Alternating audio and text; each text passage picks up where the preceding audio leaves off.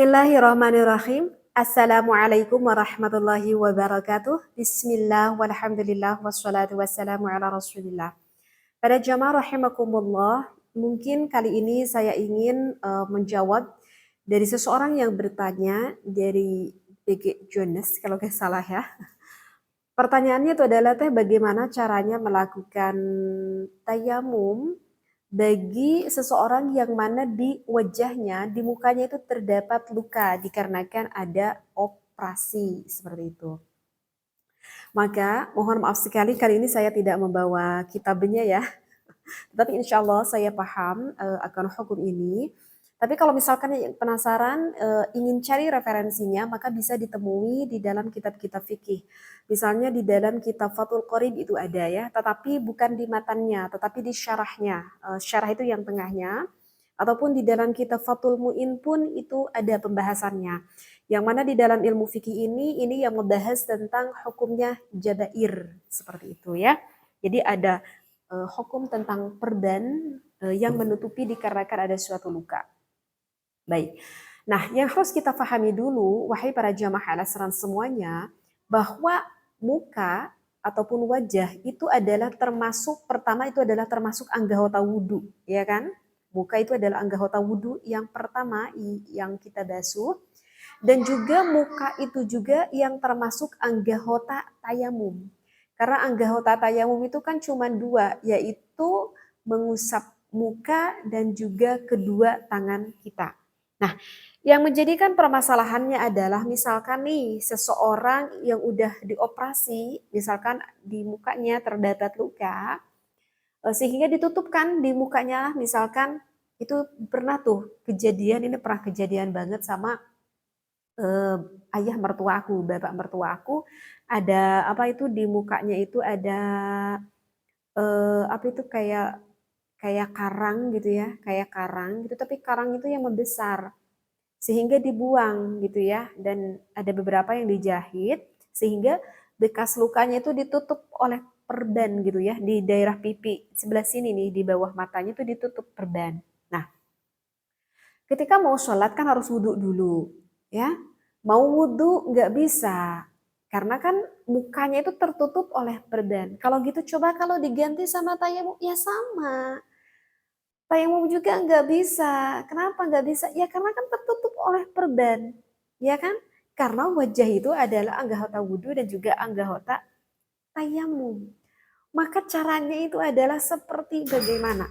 Ya, jadi kalau misalkan ada luka ataupun misalkan ada yang menutupi anggota kulit kita, baik itu di anggota muka ataupun tangan kita, maka yang harus kita lakukan itu adalah harus melakukan dulu wudhu dan juga tayamum.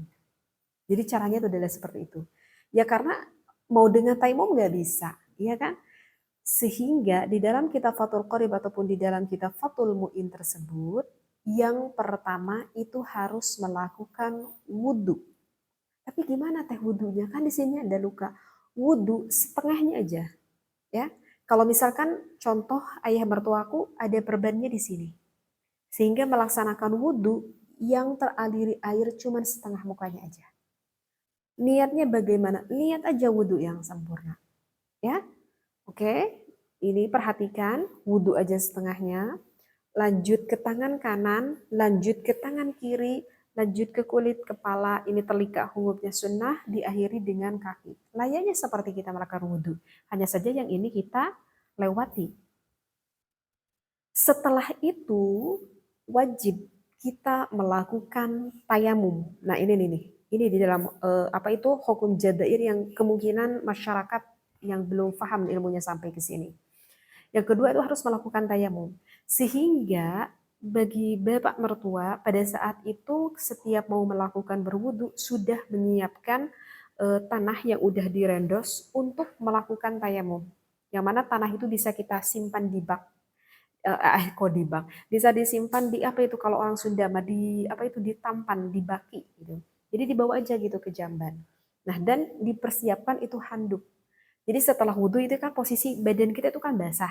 Ya, posisi anggota wudhu kita kan basah. Maka kita disusut, udah beres wudhu disusut pakai handuk. Biarkan kering dulu tangannya, gitu ya. Seperti itu. Muka sama tangan kan nggak membasuh kaki. Nah, udah itu baru melaksanakan tayamum. Ini wajib. Melaksanakan apa? Tayamum. Udah beres wudhu, ya tayamum. Seperti itu. Ya, jangan lupa niatnya. Nawaitu istilahatis shalah.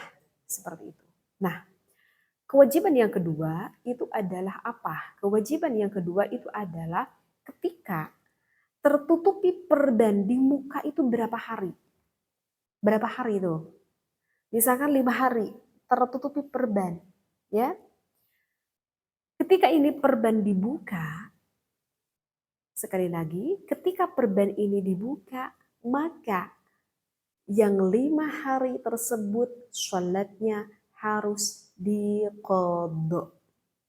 Karena melaksanakan sholat yang kemarin itu dianggap tidak syah. Kenapa dianggap tidak syah?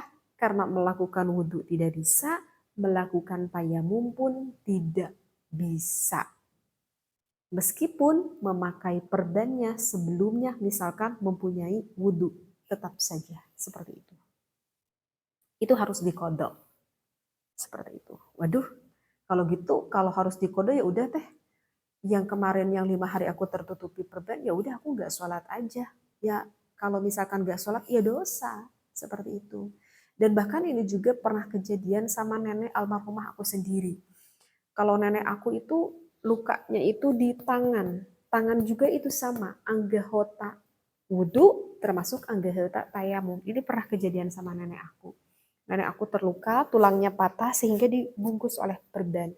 Saya lupa lagi entah tangan kanan atau entah tangan kirinya, cuman ada satu tangan ini yang tertutup perban, seperti itu.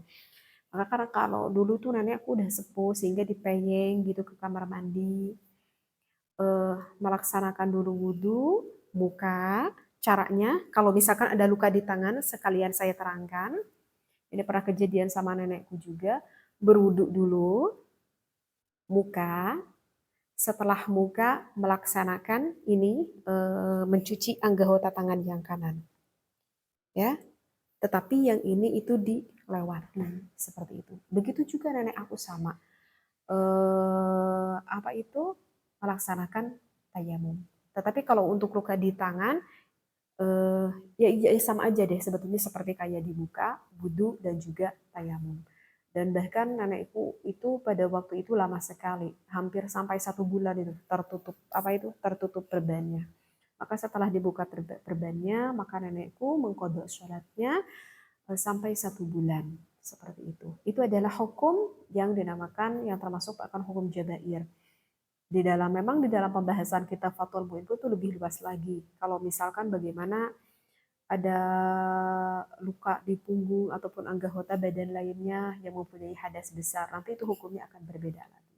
Tetapi karena yang bertanya adalah, ini kan ada luka di anggota wajah, maka itu adalah jawabannya. Jadi kalau penasaran referensinya, maka bisa dicari di kitab Fathul Qarib ataupun di dalam kitab Fathul Mu'in juga itu ada.